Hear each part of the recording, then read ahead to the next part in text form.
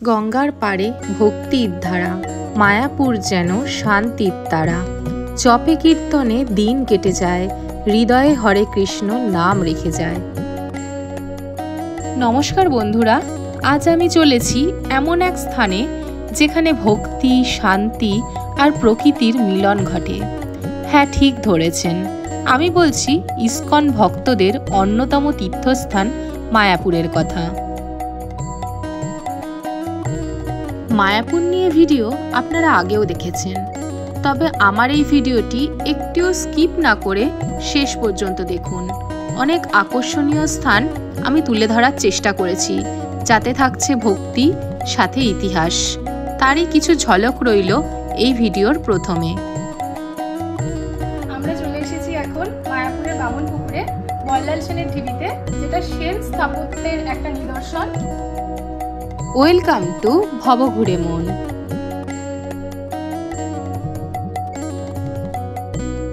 মায়াপুর যাওয়ার জন্য নবদ্বীপ ধাম অথবা বিষ্ণুপ্রিয়া হল স্টেশনে নেমে 20 টাকার বিনিময়ে টোটো করে পৌঁছে যান নবদ্বীপ ফেরিঘাট। ফেরিঘাট থেকে আপনি বাস অথবা টোটো করে পৌঁছে যেতে পারেন মন্দিরে। নবদ্বীপ ফেরিঘাটে এসে আপনারা লঞ্চ অথবা নৌকোয় করে পৌঁছে যেতে পারেন মায়াপুর। আমার যেহেতু হোমটাউন নবদ্বীপ, তাই আমি স্কুটি নিয়ে চলে গেছিলাম মায়াপুরের উদ্দেশ্যে। লঞ্চে যেহেতু স্কুটি বা বাইক অ্যালাউ করে না, তাই আমি নৌকোয় করেই পৌঁছে গেছিলাম মায়াপুর। নবদ্বীপ ছাড়াও আপনারা কৃষ্ণনগর হয়ে অনায়াসে মায়াপুর পৌঁছে যেতে পারেন বাস অথবা অটো করে। আর নিজেদের পার্সোনাল গাড়িতে আসলেও কৃষ্ণনগর দিয়েই মায়াপুর পৌঁছতে হয়। নবদ্বীপ ফেরিঘাট ক্রস করে মায়াপুর যেতে গেলে উপরি পাওনা হিসেবে পাওয়া যায় এই সঙ্গমস্থল, যেখানে ভাগীরথী এবং জলঙ্গির মিলন ঘটেছে।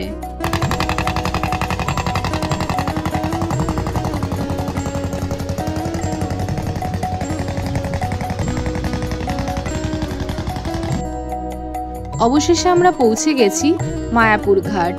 চলুন যাওয়া যাক। নবদ্বীপ থেকে মায়াপুরের নৌকোর ভাড়া 2 টাকা জনপ্রতি। চলুন আমার বাহনকে নিয়ে শুরু করা যাক আজকের এই যাত্রাপথ। মায়াপুর ফেরিঘাট থেকে উঠে কিছুটা রাস্তা আসলেই আপনারা পেয়ে যাবেন বিভিন্ন রেঞ্জের হোটেল। এখানে হোটেলের দাম আমি মেনশন করলাম না, কারণ এখানে সিজন অনুযায়ী হোটেলের দাম ভ্যারি করে। তবে আপনারা অনলাইন বা অফলাইনে ইজিলি মায়াপুরে থাকার জন্য অনেক হোটেল পেয়ে যাবেন।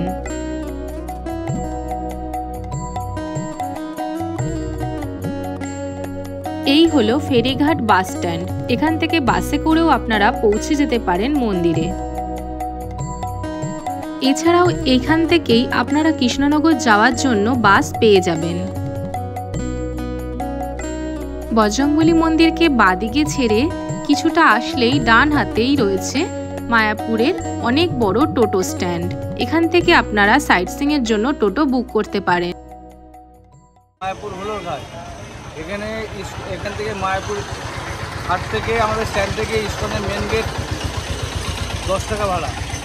আর যদি আপনি নামহট্ট 4 নম্বর গেটে যান তাহলে 15 টাকা ভাড়া সাইট সিইং। কিন্তু শনি রবিবারে ভাড়াটা একটু বাড়ে, কারণ চাপ হয়, তখন একটু ভাড়াটা বাড়ে। মেন গেট বা 4 নম্বর গেট গেলে 20 টাকা করেই হয়। আর হচ্ছে যদি সাইট সিইং যান আপনি মাসির বাড়ি পর্যন্ত গেলে 500 টাকা ভাড়া। 1 থেকে 5 জন 6 জন নেওয়া হয়। আর যদি আপনি এখন জগন্নাথ, কাজী সমাধি, বল্লাল সেন এগুলো টোটালটা দর্শন করেন 8টা পয়েন্ট দর্শন করলে 750 টাকা ভাড়া। ঠিক আছে।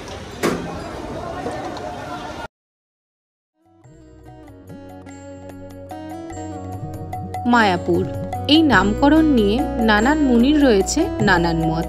কেউ কেউ বলেন মায়াপুর শব্দটি এসেছে মাহাত্ম্যপুর থেকে, আবার অনেকেই মনে করেন মায়া অর্থাৎ মোহ, বিভ্রান্তি জয় করে সত্যের পথে ফেরার স্থান বলেই এর নাম মায়াপুর।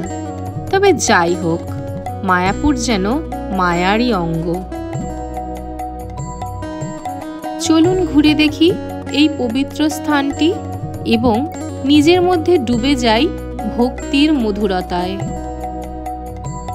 ওই যে দূরে দেখা যাচ্ছে বিশ্বের সর্ববৃহৎ মন্দির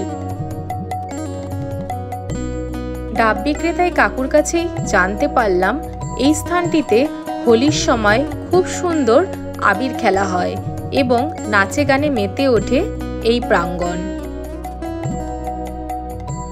জুন মাসের প্রচণ্ড গরমে ভিডিও বানাতে গিয়ে স্কুটি চালিয়ে প্রাণ আমার ওষ্ঠাগত, তাই কিছুক্ষণ জিরিয়ে নিচ্ছিলাম গাছের নিচে আর একটু ডাবের জল খেয়ে প্রাণটাকে ঠান্ডা করে নিচ্ছিলাম।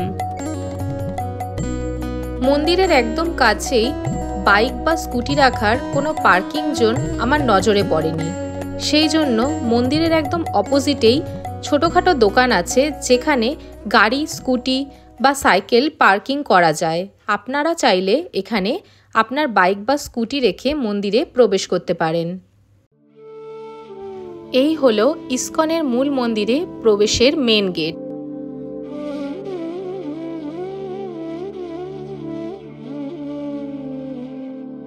মেন গেট দিয়ে প্রবেশ করলেই প্রথমেই বাঁদিকে আপনার নজরে পড়বে একটি ডাইরেকশনের বোর্ড, যেখানে আপনি দেখে নিতে পারেন আপনি কোন দিকে যেতে চান।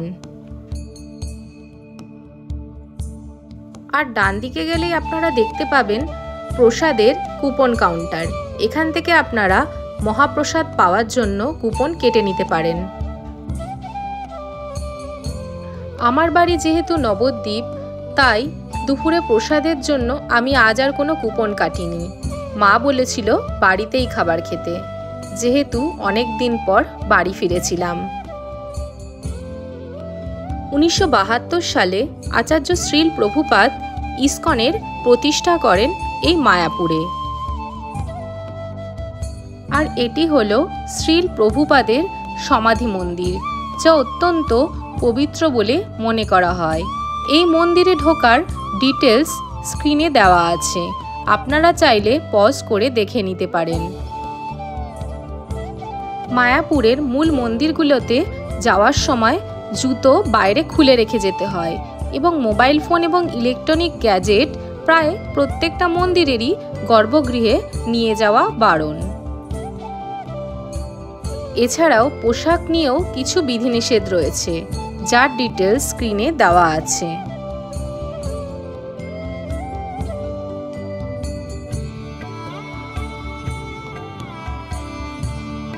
সমাধি মন্দিরের পাশেই এখানে ভগবানের ছবি আর প্রসাদ বিক্রি হচ্ছিল এবং গীতা এবং ভগবানের বিভিন্ন ধর্মগ্রন্থ এখানে বিক্রি হচ্ছিল।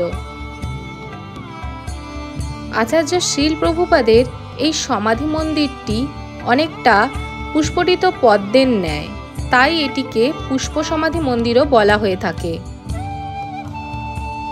আর এই হলো temple of the Vedic planetarium, যা ইসকন মায়াপুরের নতুন এবং বিশ্বের অন্যতম বৃহত্তম বৈষ্ণব মন্দির কমপ্লেক্স। এই নতুন মন্দিরটির উচ্চতা প্রায় 350 ফুট, তাজমহলের থেকে উঁচু, আর এর আয়তন 5 লক্ষ স্কোয়ার ফিট, বিশাল গম্বুজাকৃতি এবং এর মাথায় সোনালি রঙে আবৃত। ভিতরে নান্দনিক শ্রীমূর্তি এবং মহাবিশ্বের 3D চিত্র চালানো হবে এবং মন্দিরটি কমপ্লিট হলে এর ভেতরে 200 জনের বেশি আসনে থিয়েটার এবং বৈদিক প্রদর্শনী দেখতে পাবে।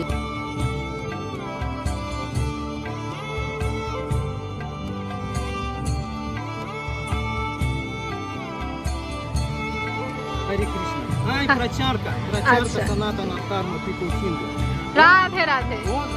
Only business, no good. Only business problem. মায়াপুরের মূল মন্দির ছাড়াও আশেপাশের বাগানগুলিও দর্শনীয় স্থান। খুবই শান্তি লাগবে এখানে আসলে। শীতকালে এখানে খুবই সুন্দর ফুলের সমারোহ দেখতে পাওয়া যায়, আর এই ফোয়ারার পাশে বসে একটা বিকেল কাটাতে ভালোই লাগবে।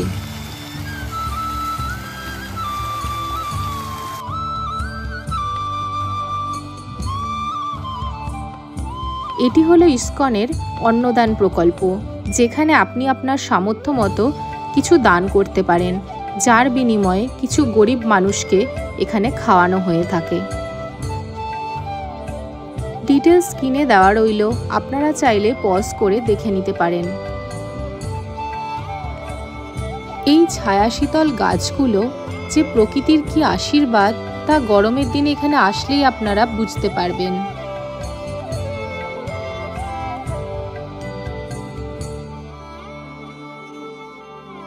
মায়াপুরে সারা বছরই দর্শনার্থীদের ভিড় দেখতে পাওয়া যায়, তবে রথযাত্রা, দোল পূর্ণিমা, নবদ্বীপের রাস এবং শীতের দিনে এই ভিড় বেশিই থাকে।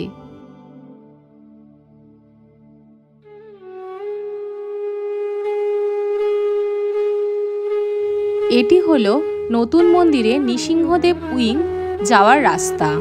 2024 সালের 1 মার্চ এটি ওপেন করে দেওয়া হয়, আর মূল মন্দিরটি কমপ্লিট হবে 2026 সালে। এখান দিয়ে লাইন দিয়ে নতুন মন্দিরের ভেতরে নৃসিংহদেবের যে মূর্তি রয়েছে সেখানে যাওয়া হয়। এবার আমরা এগিয়ে চললাম চন্দ্রোদয় মন্দিরের দিকে। এই চন্দ্রোদয় মন্দির বিখ্যাত এখানকার সন্ধ্যা আরতির জন্য। এই মন্দিরের ভেতরে যাওয়ার কিছু বিধিনিষেধ আছে, যেমন মোবাইল ফোন বা কোনো ইলেকট্রনিক গ্যাজেট নিয়ে প্রবেশ করা যাবে না, হাফ প্যান্ট, কোনো অশ্লীল পোশাক এবং স্লিভলেস হাতা জামাকাপড় পরে ভেতরে যাওয়া যাবে না। এই রইল এই মন্দিরের বিভিন্ন আরতির সময়সূচি। আপনারা চাইলে ভিডিওটি পজ করে দেখে নিতে পারেন। এই প্রখর রোদে দর্শনার্থীদের যাতে কষ্ট না হয় তাই দেখলাম এই কার্পেট পাতা রয়েছে, যাতে তাদের খালি পায়ে হাঁটলে পায়ে ফোস্কা না পড়ে যায়। মন্দিরের পাশেই আপনারা বিভিন্ন ধরনের দোকান দেখতে পেয়ে যাবেন। তার মধ্যে গুপি ড্রেস, বিভিন্ন গিফট আইটেমের দোকান এখানে সারিভাবে দেওয়া রয়েছে।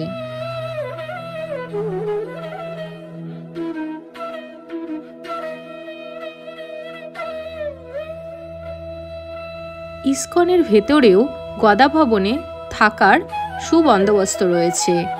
এছাড়াও এর ভেতরে আরও থাকার কয়েকটি জায়গা রয়েছে, তার মধ্যে একটি জায়গা আমি তুলে ধরলাম।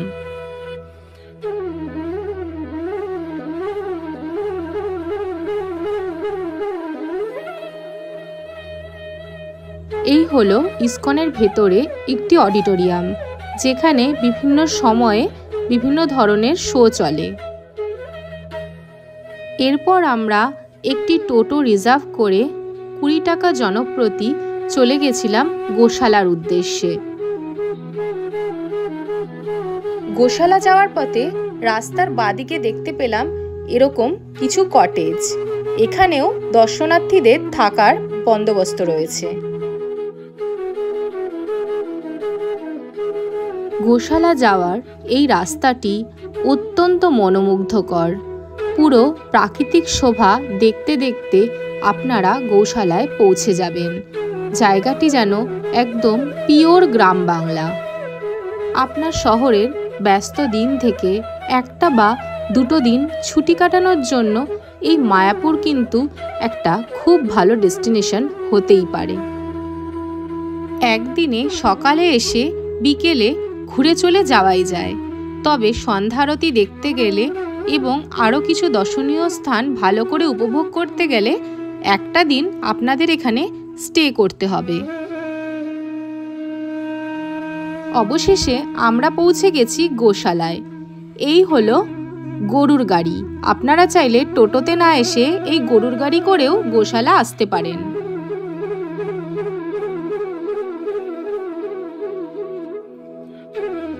এটি হলো গোশালার মূল প্রবেশ পথ। এখানে যেতে গেলে কোনো মূল্য লাগে না।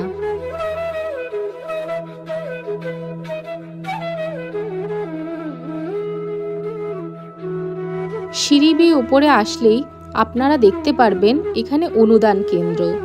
এর অর্থ হচ্ছে আপনি এখানে যে গোমাতারা রয়েছে তাদের খাওয়ানোর জন্য নিজের সামর্থ্য মতো টাকা দান করতে পারেন। আমাদের সনাতন ধর্ম অনুযায়ী গরুকে আমরা গোমাতা বলে ডাকি, কারণ গরুর দুধ মানুষের দুধের পরিপূরক। শ্রীকৃষ্ণ গোমাতার প্রতি বিশেষ শ্রদ্ধাশীল ছিলেন এবং তার লীলা বিলাসের সাথে গোমাতার সম্পর্ক অবিচ্ছেদ্য ছিল। শ্রীকৃষ্ণকে প্রায়শই গোপাল বা গোবিন্দ বলা হয়, যার অর্থ যিনি গরুদের পালন করেন। হিন্দু ধর্মে গরুকে দেবী কামধেনুর রূপ হিসেবেও পুজো করা হয়, যিনি ভক্তের সকল মনোবাঞ্ছা পূরণ করতে পারেন। গোমাতা ও শ্রীকৃষ্ণের সম্পর্ক হিন্দু ধর্মে একটি গুরুত্বপূর্ণ স্থান অধিকার করে আছে, যা শ্রদ্ধা, ভক্তি ও প্রকৃতির প্রতি ভালোবাসার একটি উজ্জ্বল দৃষ্টান্ত। গোশালার ভিতরেই রয়েছে এই মিষ্টির দোকানটি। এখানে অথেন্টিক ঘি, দই, ক্ষীর, বিভিন্ন ধরনের মিষ্টির আইটেম পাওয়া যায়, যা আপনি ওখানে টেস্ট করতে পারেন এবং বাড়ির জন্য নিয়ে আসার সুবন্দোবস্ত রয়েছে। গোশালায় এসে এই দই আমরা টেস্ট করেছিলাম, অত্যন্ত সুস্বাদু ছিল।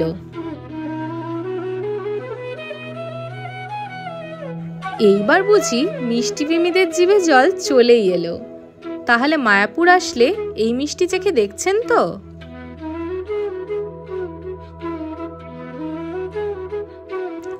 মায়াপুরের গোবিন্দ রেস্টুরেন্ট, যেখানে অথেন্টিক নিরামিষ খাবার পাওয়া যায়।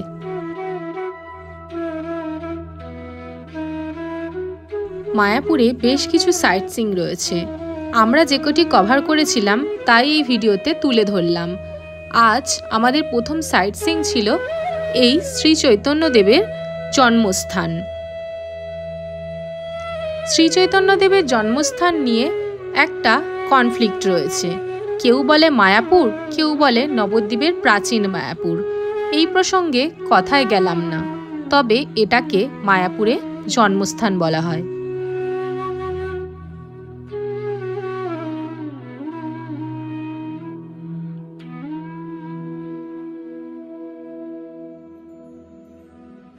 হ্যাঁ, ঠিকই দেখছেন, এগুলো শাড়ি। কি সুন্দর ছোট করে ভাঁজ করা, তাই না?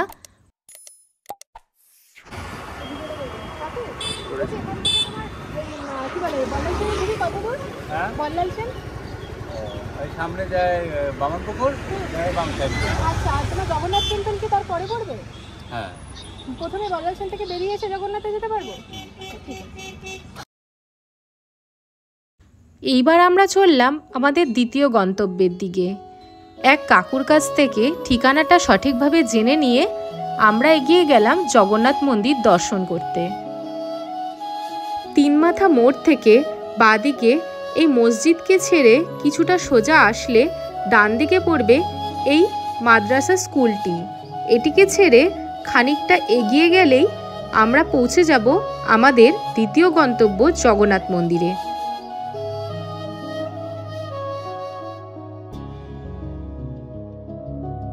এই হলো জগন্নাথ মন্দির। সামনেই রথ থাকায় মন্দিরটিকে সাজানো হচ্ছিল।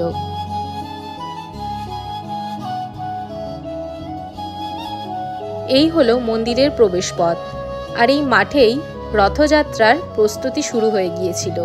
এখানেই রথের পুজো হয়। এই শান্ত, নিরিবিলি, কিছুটা কম পরিচিত মন্দিরে আসলে আপনার মনটা ভক্তিতে ভরে উঠবে, শান্তিময় হয়ে উঠবে আপনার মন। এই স্থানে মন্দিরের পুজো এবং আরতির সময় দেওয়া রয়েছে। আপনারা চাইলে ভিডিওটিকে পজ করে দেখে নিতে পারেন।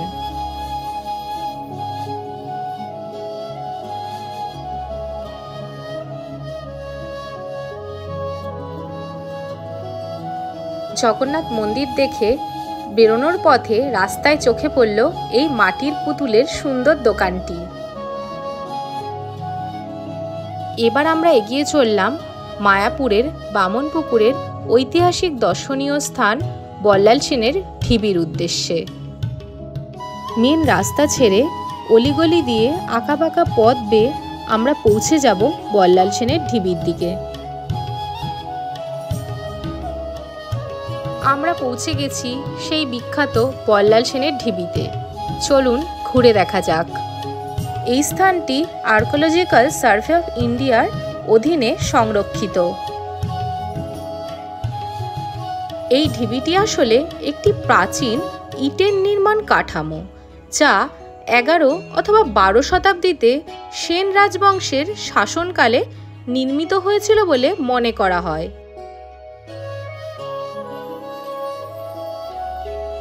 এটি সম্ভবত একটি দুর্গ বা রাজপ্রাসাদের ধ্বংসাবশেষ, যার সঙ্গে রাজা বল্লাল সেনের নাম জড়িয়ে আছে।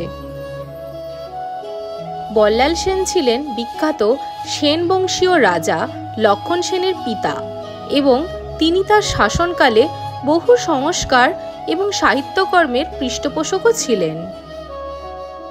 প্রত্নতাত্ত্বিক অনুসন্ধানে এখানে বহু প্রাচীন মূর্তি, পোড়ামাটির খেলনা, অলংকার, মুদ্রা ও পাথরের ফলক পাওয়া গেছে, যা প্রাচীন বাংলার সমৃদ্ধ সংস্কৃতি ও স্থাপত্যবিধি বোঝাতে সাহায্য করে।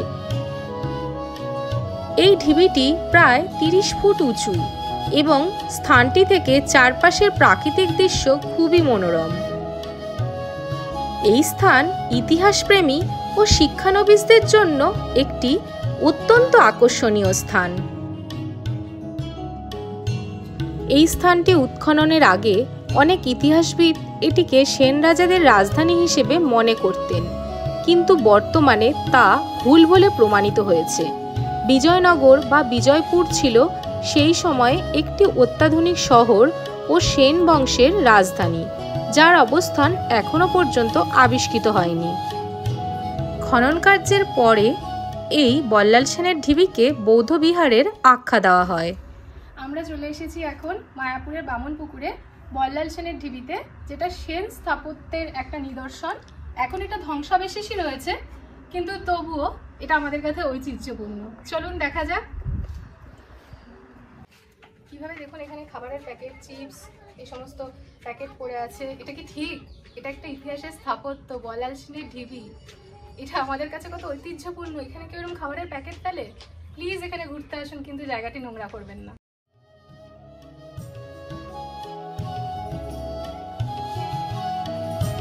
বল্লাল সেনের ঢিবি শুধুমাত্র একটি স্থাপত্য নয়, এটি হলো আমাদের অতীতের এক জীবন্ত নিদর্শন।